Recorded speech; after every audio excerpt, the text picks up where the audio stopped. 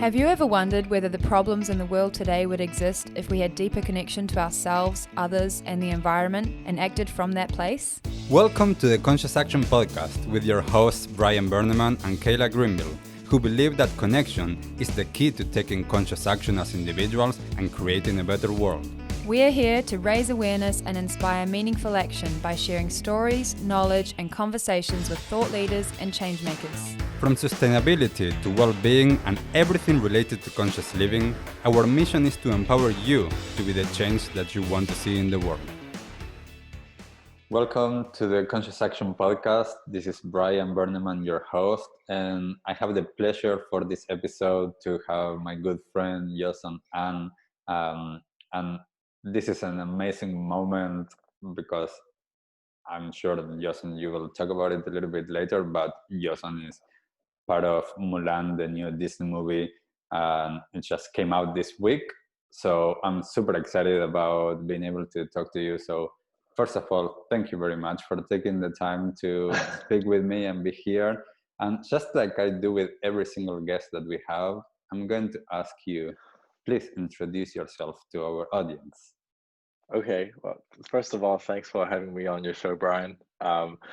Hi, everyone. My name is Yoson. A bit about myself. I'm a Kiwi. I'm a human. I'm an actor. I'm a filmmaker. And as Brian said, I have a new film that's been released this week on Disney Plus. It's called Mulan, and I play the love interest in the movie. Beautiful.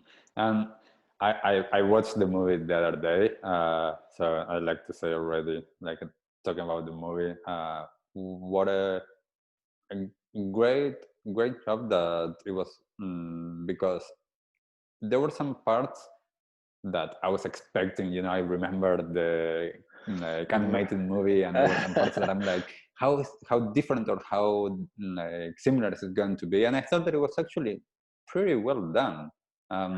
Yeah. And I have heard a lot of different things, but like just starting with that, like tell me a little bit about your experience with Mulan and of what the film. yeah, and the differences and for you as well. Like, okay, have you watched the other Mulan? I assume yes, right?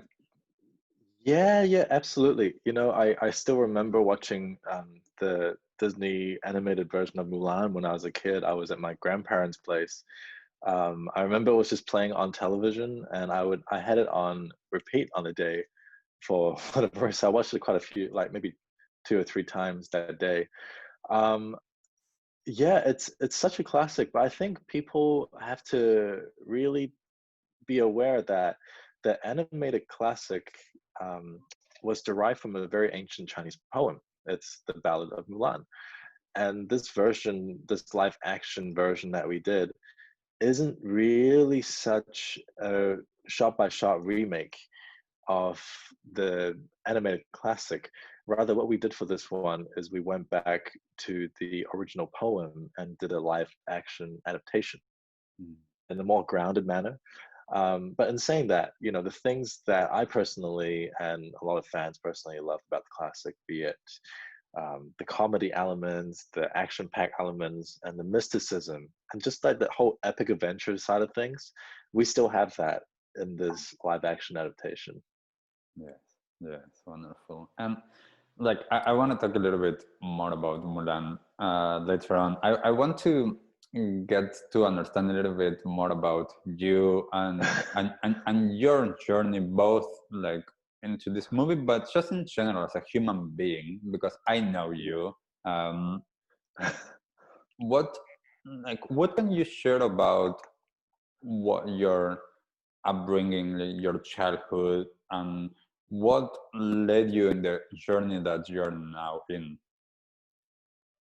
Right. I was born, you know, going back way back now, you know, Mm-hmm. I was born in China. So my parents are Chinese. Um, and at the very young age, my family first immigrated to Australia. So I lived in Perth and Sydney for 2 years or so. And then at the age of 8, I arrived in New Zealand. And I've been raised in Auckland ever since. Um, I've arrived, and I've three younger sisters. Mm. Um, and two of them, one of them born in Australia, one of them born in Auckland. I uh, picked up, you could say, performance side of things, be it the musicality, um, and drama, and a bit of playing an orchestra and being in musical theater when I was in high school. So I really enjoy that aspect of it, but it wasn't something that acting wasn't something that I've always wanted to do. It Mm. wasn't like a career path that I wanted, that I've chosen. In fact, I didn't know what I wanted to do when I graduated high school and I went to university, studying things that my friends would study, like went to study a bit of business and economics and whatnot. Though it was interesting subject, there were physics, computer science. I didn't have my passion in that. And Mm. I think it was in the second year of university, I was just like, I don't see myself working behind a desk 9 to 5. I would be so depressed, Mm. if that was like, not to say, some people really enjoy that, and I've got friends that love it. Yeah. By all means, go for it. But for me, I don't think I just had that. It was just wasn't my character. Um, so I was like, you know what? I'm gonna just pick up some new hobbies. Maybe I'll be happier. Um, and I got myself into a student film, and one thing led to another. I loved it. I was like, you know what? This whole acting thing is so interesting. I want to learn more about it, the whole craft. So I ended up learning the Meisner technique from my coach, who's now one of my best friends, Michael Sasente, who was an original student of Sanford Meisner himself from the Neighborhood Playhouse in New York, but he lives in Auckland. And he's taught people like Carl Urban, Anthony Starr, and a bunch of other Kiwi actors, that's made it into Hollywood from New Zealand. And he taught me everything I knew from the ground up. Um, and from that point forward, I just got an agent and I started booking. And it's interesting. It's through that craft, that initial spark of passion, that craft of acting, that got me into this path of self-discovery, self-realization, you could say. Because people always think acting is very much like, oh, you are this person pretending to be someone else. You're just pretending. It may look like that, but in actual case, it's quite the opposite. You Mm. have to be so truthful to who you are in that moment in order to pull a different version of yourself in that moment and being it. Mm. So it's almost like a process of completely breaking down all my layers of my walls that I built up from my childhood and getting to the original self. Mm. And that's why I pulled forward my characters that I play now. um, and it's being truthful in an imaginary circumstance, I would Wow. say. Wow, Yeah. that's so beautifully said, and I love that. Like, because I mean, this is part of the work that I have done, and I would love for you to talk a little bit more about this. Is that process of layers that we have, and doing and getting rid of all of that, which is, whatever we want to call it, personality, ego, or different aspects, and just finding that aspect that actually connects with whichever is the character that you need to play. What has been for you, like, the method, or what has been the way for you to connect with yourself with that? um it's interesting. It's almost as if, for me to connect into other versions of myself. You could say, if you look at my character Hong Hui on screen, sure, you could say I'm nothing like Hong Hui. I'm nothing like that Disney character that I played. But at the same time, I am the character, and the character is me. Mm. That character has to come from me. It has to be truthful, because if I wasn't truthful, the audience would just watch it and be like, oh, look, he's acting, Yeah. rather than actually feeling something. you know in order to have, to invite the audience in for that emotional journey, I actually have to be it, which means Yoson, in a way, has to step out the way. It's a process of channeling. And I think it comes in various art forms. You could be in the flow of channeling when you're playing sport. It's really just in the flow. Mm. But channeling, that specific energy in whatever way.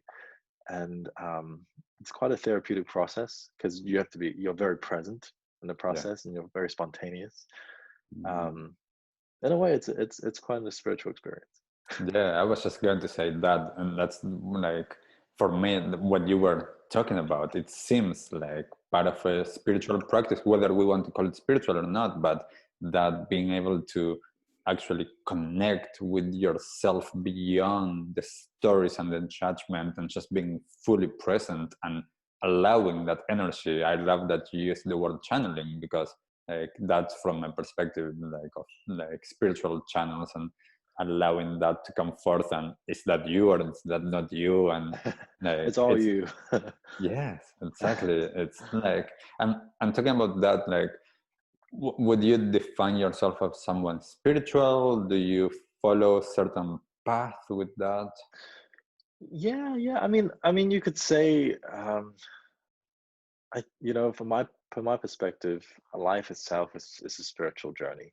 So I mean, that itself is just my life. So I guess you could say, yeah, I have a spiritual path, and I think that kind of took on its form when I started this passion, this, really ignited into this journey of like finding out who I am. Who am I really? And it's not whoever I think I am. And I adopted practices, you know, to help me on a daily basis to be still, such as qigong, meditation in the morning. And I feel like these practices are important not just for our creativity, but it can also be very helpful for mental health in this day and age, because there's so much distractions in the world, and it doesn't have to be in the form of meditating or anything. It could be running.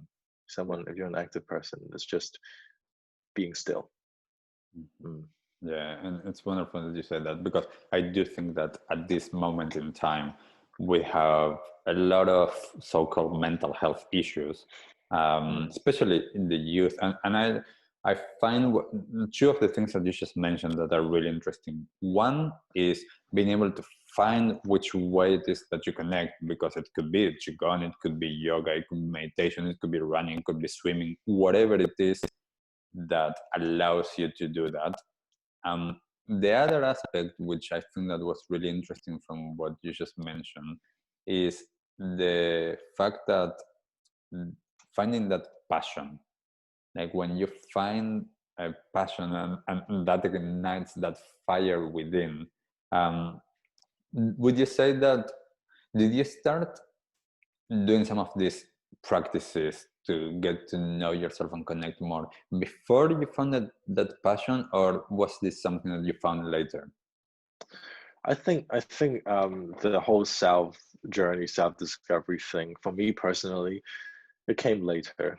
Mm, It was something that was ignited through passion.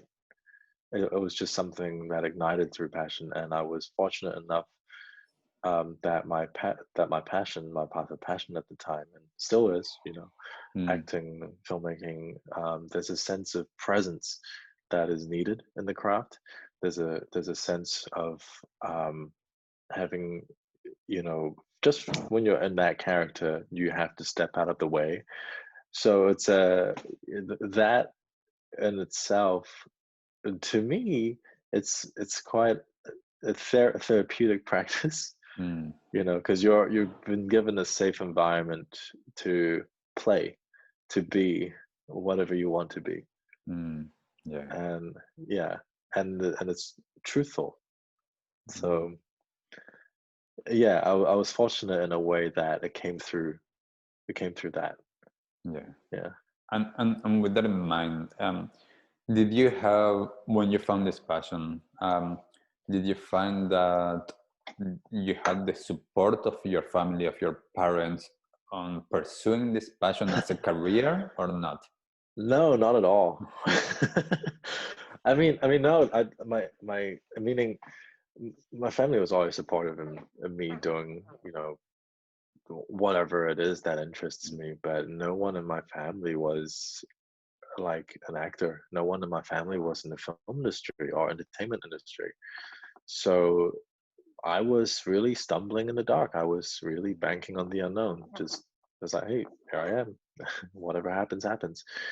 And initially, my mom was a bit shocked. She was like, she was like, you want to be what?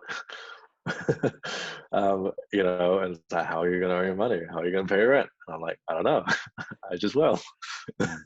And thankfully, I did. Things just happened. Mm. Yeah, Yeah. just gotta, life finds a way.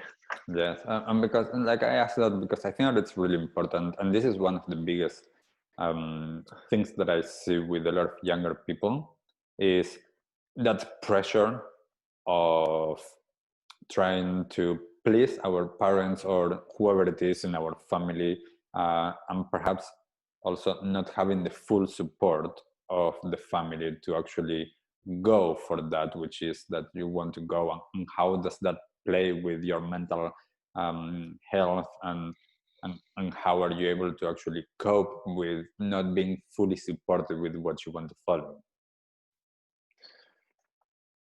You got to be true to yourself.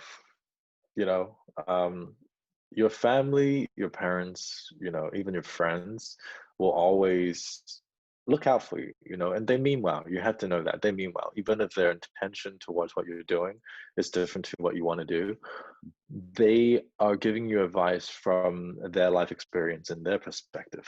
But Yeah. you have to recognize that your path is not their path and it's different. So if you can see clearly for yourself that this is what you want to do and this is your passion, this is your path, you stick to it, give it a go, Yeah. be true to who you are.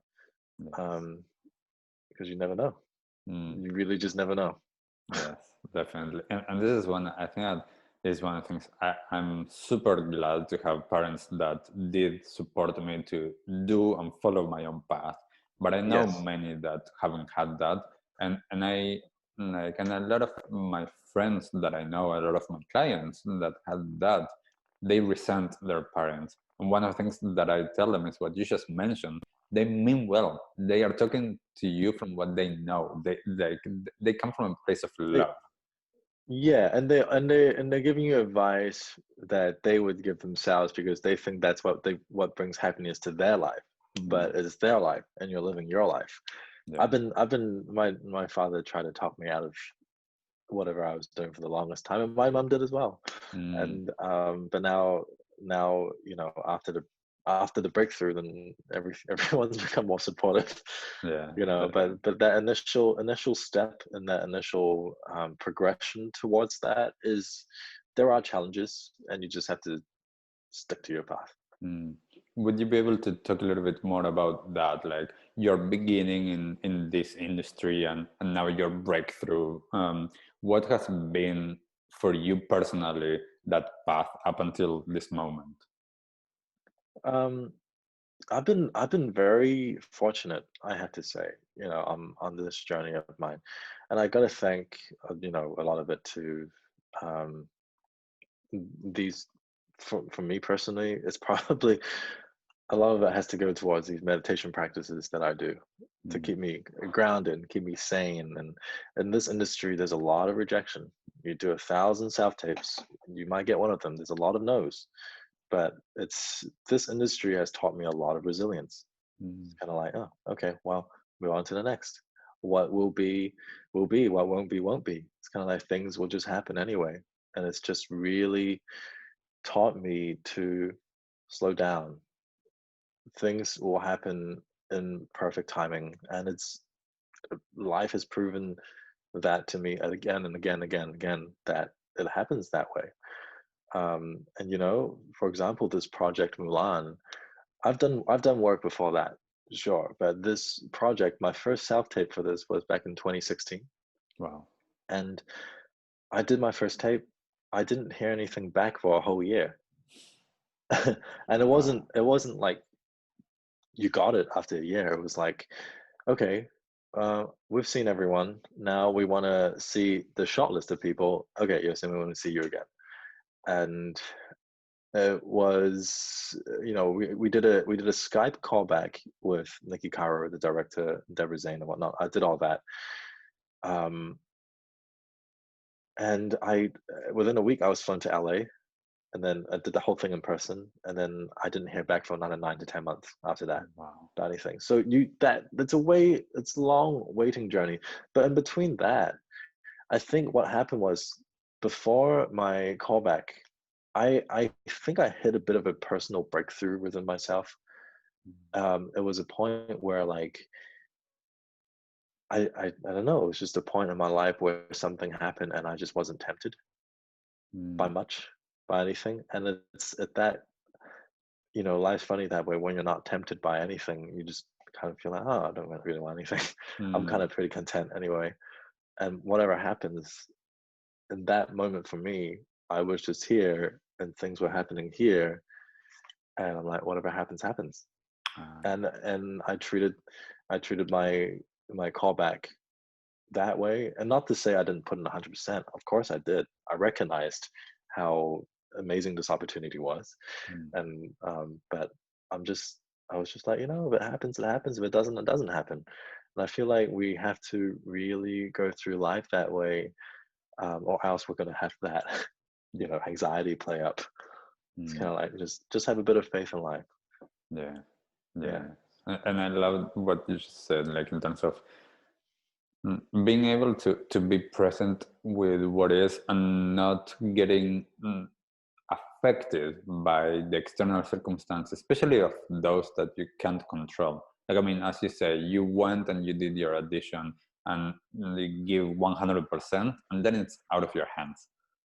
And being Yeah. able to actually learn how to be with that waiting period, because whether it's a yes or a no, you already did your part, you already did your audition. So it's Yeah. learning that, and I think that that is such an amazing tool to have on your toolkit of being able to stay present and not getting affected about that, and being able Y- to continue developing that. Yeah. And it's on a, these practices that I do have kept me, have allowed me to be that way more or less, um, m- more on a daily basis as well. Like for example, when you walk into an audition room, the more calm you are, the more creative you are in that space. And within that tight window of these audition processes, you have maybe 10 minutes to show these people who you are. Mm, And if you're not present, how can you be who you are? How can you show them who you are? mm, Um, and also, you know, in this industry anyway, I recognize that people are more likely to want to work with you when you are less desperate, mm, and when you have have that anxious energy.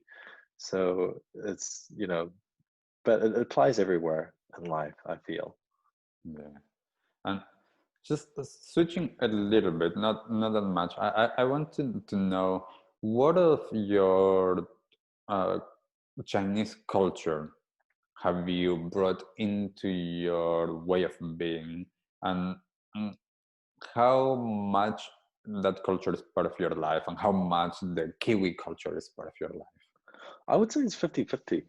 Mm, I grew up in a household where my mom would speak Cantonese to me, and I grew up watching, cinema to me has always been a big influence. I've always grown up watching TVs and movies, and I grew up watching Hong Kong cinema, Hong Kong movies and stuff. And mm, then as I came to New Zealand, started adopting more Western cinema, Western movies, and also Western cultures and stuff. But the Chinese culture has always really stayed with me, be it the language, the customs, the traditions. I feel it's, like any culture and traditions, it's got a very rich history, and I think that is to be honored within me. I think it would be a shame if I just brushed it away just because I'm in New Zealand. mm, And I'm very glad that my mom didn't stop speaking to me in Chinese, mm, because now I have these two beautiful cultures, you know, that are within me. And as an aspiring filmmaker, um, I love to bring forth these two cultures together in my storytelling in the future. yeah, beautiful. And talking about that, the cultural part, what was for you the importance of being on a movie like Mulan, that it's a mainstream movie, that the entire cast is Chinese or Asian at least. Yeah, well, representation is important.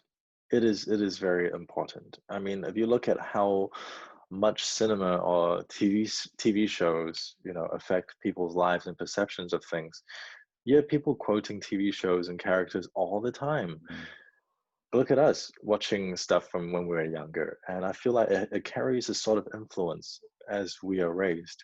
So I feel for filmmakers to not represent communities accurately, that's quite an irresponsible and dangerous thing to do, Mm. because it creates this illusion of separation in the world. you know so I have to really say kudos to Disney for taking the step and really owning the integrity of having a all Asian cast and telling this ballad of Mulan in a live action in a very in a more truthful manner that is more true to the original poem. You know, um, yeah. And how was the experience for you being surrounded by that atmosphere? Was that something that whilst you were in the process, was that something that you could notice that was different, or is that something that we There think was is yeah, more there, global? there was there was an instant connection between all the cast members because we all had the same or similar cultural background, like we all like the same food, we all like the same, we grew up in the same culture. So it's kind of like, nice to meet you, boom, let's go eat together. Mm, I know who you are, even though you don't know who I am, but like, culturally, we had that bond. So that was quite special. mm. And what was your experience in terms of like all of the projects that you worked in the past versus working in this mega project? What was the difference for you? And like perhaps it was in different aspects, but how was that different working on a Disney movie? Apart from this project having $300 million behind it, and also being able to work with some of my, you know, childhood idols, growing up watching them like Jet Li, Gong Li, Donnie Yen. I grew up watching these people, and just being on set with these people were pretty surreal. But the moment the character, I started anchoring into the character, and I diving deep into the character. I approach every character of mine as if they're human beings. I never look at them as like, oh, he's Asian, so he has to be that way. It's not like that. I feel I've been very fortunate enough that I've had the room to add layers, human emotions and human layers to my characters. Mm. The moment I started adding that on, the moment camera started rolling and I'm on set, it felt like I was just on every other set because Mm. I'm just there. I'm being truthful in an imaginary circumstance. Yeah. You know, and it's just that feeling of connection with me and my scene partner, Mm. whoever that is. And it's a very fun experience when you get into the flow of that, because it's just playing make believe as a kid, but you're all grown up. Mm. Yes. Yeah. Wow. I love that aspect of playing that you just mentioned. I want to touch before I forget on what you just mentioned before about representation. Um, has your experience been in the past? Because I've heard this from a lot of people that have gone through a lot of auditions that they are typecast. Um, Right. has that been your experience that you go for auditions and it's like, it's the same? Thankfully, no. Thankfully, I haven't had that experience of being typecast. A lot of the characters briefs that I've had have always been very multi-dimensional. And even if they don't give me anything Mm, to these characters, let's say they write certain characters, oh, he's Asian, and it's just like a give a one-line description, that's fine. Because it's my job to add the human mm, qualities to that character. And I will see that character as a human being. Because at the end of the day, it doesn't matter what we look like. We're all mm, human beings, you know? yeah. Yeah. Mm. And what what's your feeling when you actually see, or perhaps not yet, but you perhaps will see this more in the future, kids that they will see like, like Yoson, or quoting you or I something like that. I've had a few of those experiences so far, and Mm, it's pretty surreal. Because I mean, when I'm out and about, I'm just with my friends, and I'm just like any other person. I'm just out and about having dinner and going out and whatnot. It was an experience where I was at a restaurant last night actually, because the film's been out for a few days now, and I sat down and there's quite a few eyes looking at me, and I'm like, what's going on? Something on my face? But then my friends, reminded me as the film. I'm like, oh, right, maybe that's it. And then it was really nice that a few people came up to me at the end of their dinners, and they came to thank me and whatnot, and how much the film meant to them. So I thought that was really really sweet. Because when I'm playing this character, I'm just focusing on doing my best to bring this character to life. It wasn't, although I had an idea, but it wasn't in the forefront of my mind of what this film or character could mean to so many other people. You know, be it Asians on screen, the LGBTQ community. mm, It's just that sense of they feel like they're included. Because media is such a powerful medium. They feel like the communities, our community, like are being included. So I'm very flattered that I'm able to be that. That character can be that for them. mm, yeah, it's Yeah. beautiful. And what has been your experience? You have worked in some other projects in the past. What has been, the differences that you've seen, for yourself on all of the different projects, and what have you taken from all of the different projects that you've been on? The differences in the projects I've been on. Yeah, like what have you taken in terms of learning and growing your craft? Yeah, I mean, you always learn something new in every project, and at the end of the day, you always learn something new about yourself. Be it through by observing other people, or bumping into walls into a particular project. You're like, oh, I shouldn't have done that. You always take on something new, and I think, um, yeah, I mean, for every project, it depends on the theme of the film as well, the theme of the character. You always take on something new. I can't exactly pinpoint all these specific ones because I've learned so many things Mm, from all these different projects. But I feel the biggest lesson I learned on Mulan is to, as much as these, the practices of being Zen, for me personally, of allowing me to be present and all that, it is also very important to take action in this world for for any sort of creativity to take form in certain way, be in whatever way. Action is so important, and just having that laser sharp like mind focus to be focused on that. And I feel having the practice of meditation for me personally on a daily basis allow me to stay centered and focused with that vision, and mm, then just taking the step of putting it into action, and that's how things really take form.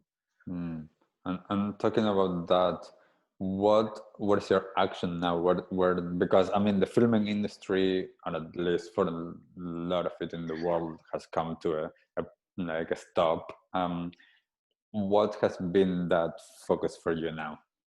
Yeah, this year has been quite an interesting year for all of us. Mm, um in saying that, this year has been amazing for me on a personal level. I've The moment I came back to New Zealand, I was tapped on the shoulder by a director friend of mine to be on a TV show, and I just finished a TV show. And now in mid-October, I'm going to Australia for another TV series. But in the interim during lockdown, I actually, because I was just in isolation by myself in quarantine, I spent that time doing a lot of writing. started writing TV show ideas and short films. And I wrote this short film that me and my production team are going to be filming in early October. Yeah, so just keeping busy. Yes, and Yeah. from that standpoint, what's the difference for you, or is there a preference in terms of the acting part or the writing or directing? Because you have like all of that in your arsenal. Yeah, I mean, it's all fun. You have to have fun, and I lean towards whatever excites me in the moment. But there in all aspects of them, there will be moments of challenges. Be it the challenges of embodying a certain character because it's so different to who I am, or just writer blocks, and scratching your head as a director. But I feel these challenges are there to help us grow. It doesn't matter what it is that we do, these challenges are there for a reason. Mm, And it's to help us become more of who we are. yeah. And we should embrace those challenges. And where does your creativity or your ideas when you're creating your projects, do you have like just openness and whatever comes, or is it coming from somewhere? A lot of it comes from the shower. Stand in the shower for a while, and then suddenly some ideas come here, and I write it down. Like, oh, this is a pretty cool idea, and then once in a while, another one could be like, you know, just as about to go to sleep, an idea comes to me, and then I'm like, oh, I gotta write that down, and then it's just I somehow just piece them together like a puzzle, or sometimes in this short film that I'm making soon, it came to me in 2 hours. I wrote the whole thing in 2 hours. Wow. Yeah, that was a strange experience. I was like writing, but I really out of the way. My fingers were just moving, and I'm just like, Wow, yeah. that's amazing. Yeah, that's super, being in the zone. That Like, was I was in the zone. I was in the zone of that one. yeah, and that, Sometimes you're not in the zone. yes, definitely. And I think that it's so important that you mentioned that you have practices every single day to allow you to be in that present openness space, because a lot of times that's, I mean, the creativity, I know for myself, my creativity comes in when I'm open. If I'm not Yeah, open, if I'm not present, that doesn't flow. yeah, yeah. Mm, Absolutely, yeah. absolutely. And what I'm interested, because I know you have lived now in a few different places. You moved last year. You moved to the US as well, even though now Yes. you're back. What what has been your experience of like just culturally, like of living in different places? Because I feel like for myself, a lot of times, having lived in different places, that opened my mind to different ways of being. What has been your experience of living in all of these different places? Um, I think at the end of the day, New Zealand is home for me. Mm, I think there's just something about this place where the moment I come back, everything just slows down for me, and it's a really nice feeling. Auckland to me is like, oh, it's my kind of pace. It's kind mm, of a vibe. Things can happen, but yeah. but it's at a pace where it's like, oh, it's a nice pace. Whereas Mm, America, I like doses of LA from time to time. Where like when I was in LA, I was booked back to back to back to back to back every single day. I was only there for like 3 months, but it felt like I lived there for a whole year because mm, of the amount of activity that was just crammed into those 3 months. yeah. So it was that was an incredible experience, and I feel a lot of those places, doesn't matter where you are, it's just having a good community of friends, good people around. Mm, People that are real, people that are your tribe, and I feel that is just the most important things to have in anywhere you are. mm, yes, and that's beautiful. And I think that that's one of the main things, for me at least. Like, I mean, I also find Auckland, New Zealand, like for now, it's home. It's been home for a few years, and I do feel that. But as you say, like it's that tribe, that community, finding the people that actually there's this sense of like resonating with them, and being, and just being able to just be me. Yeah. Yeah. Mm, Yeah. yeah, that's beautiful. Um, just so I'm aware a little bit of time, just one last few things that I wanted to touch on. What, um, from an acting perspective, from this career path, is are there people that have come to you and have been asking you for advice? And if that has happened, what's your advice in terms of that? And that can be like acting or not. We talked about this a little bit before, like on career path, but I would ask, why do you want to be an actor? mm, That's my first question to ask them. Why do you want to be an actor? If it's to do with being famous or being super rich kind of thing, I would say, maybe try something else. Because very, it's that's not guaranteed, and that shouldn't be the the thing that drives you towards wanting to be an actor. I think acting is a process of it's a passion. If you're truly passionate about it, I would say take up classes. Really hone your skill and polish up your skill, and then when you have that, start connecting with people in the community. Get yourself an agent, and do whatever you can to keep your skill sharp, because luck happens when opportunities and preparations meet. And opportunities will come. They will always come. You just don't know when it's going to come, but when it comes, you're prepared. yeah. And then people will say, "Oh my God, you're so lucky." Yes, and you just touched on something that I wanted to ask, was about, um, the importance of having an agent as an actor, and how is that relationship as well? Yeah, it's good. It's, you want to make sure you get along well with your team, that the communication between you and your team are good. Because at the end of the day, you guys are business partners together, like any other business. So you want to make sure you get along with the people you work with. Um, and and yeah, it's very. I feel that in this industry, especially if you're going to do screen acting, that is important to have an agent. Unless you've completely made it and everyone knows who you are, Mm, then maybe people just comes to you directly. But the work of an agent is to represent you, because they're gonna have briefs from productions all around the world, and they are there to put your face forward in the best light. mm, Um, yeah, so it's a working relationship, but you can make sure it's a good working relationship. yeah, beautiful. Do you see yourself doing this as your entire career, or is this something that for now, as long as you feel like, yep, this is good? Yeah, I don't know, it's hard to say. I might be like in 10 years time, what? I'm okay with acting now. I want to move on Mm, to something else. Or I might completely just live off grid. I have no mm, idea. I have yeah, no idea. But for now, I still very much enjoy acting, and I think my passion in directing and writing have sparked a bit more, and I'll probably dive into more of that as well. And mm.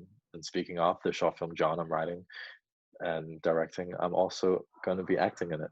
Oh wow. Just it's all fun, just fun. Mm, beautiful.